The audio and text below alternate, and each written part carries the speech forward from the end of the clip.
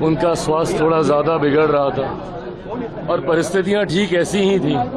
चुनाव का साल था वो, पहले चरण का नामांकन की शुरुआत हो रही थी और ठीक उसी बीच में उनका निधन हुआ।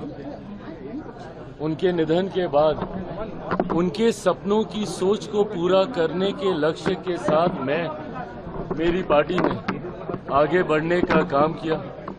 यकीनन इस दौरान कई उतार चढ़ाव आए, पार्टी टूटी, परिवार टूटा, पर अपने पिता के सपनों को पूरा करने के लक्ष्य को मैंने कभी टूटने नहीं दिया। उनके जाने के बाद विपरीत परिस्थितियां थी। पार्टी को अकेले चुनाव लड़ना पड़ा था 2020 में। उस परिस्थिति का भी मैंने मजबूती से सामना किया, अकेले चुनाव लड़ा।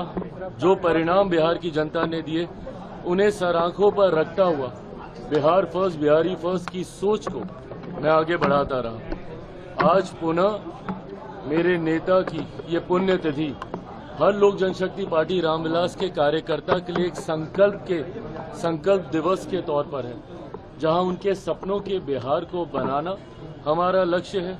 बिहार को फर्स्ट और बिहारियों को फर्स्ट बनाने की सोच के साथ, इस संकल्प के साथ आज के दिन लोक जनशक्ति पार्टी रामविलास का हर एक कार्यकर्ता चुनावी रण में उतरेगा और लक्ष्य सिर्फ और सिर्फ बिहार को एक विकसित राज्य बनाना होगा।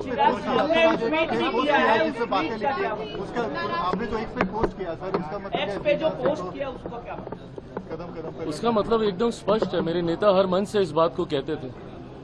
आप उनकी पार्लियामेंट की स्पीचेस हों उसको सुने, आप उनके हर मंच पर दिए हुए भाषणों में सुनेंगे, कुछ बातें थी जिसको निरंतरता पे वो जनता के बीच बताने का कार्य करते थे, जिनमें से उनकी ये कुछ पंक्तियां हैं जिन्होंने हमेशा मुझे प्रेरणा दी है। जब कठिन दौर से मैं गुजरा हूं, तब तक उनकी यही पंक्तियों ने मुझे ताकत दी है।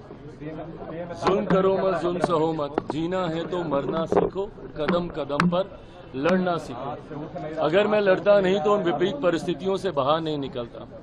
आप संभवतः इसके कई राजनीतिक मायने निकालने का प्रयास कर रहे होंगे, पर मेरे लिए इनके राजनीतिक मायनों से ज्यादा मेरी पिता के द्वारा दी गई वो शक्ति है जिसने हमेशा मुझे कठिन समय में हिम्मत बांधने का काम किया।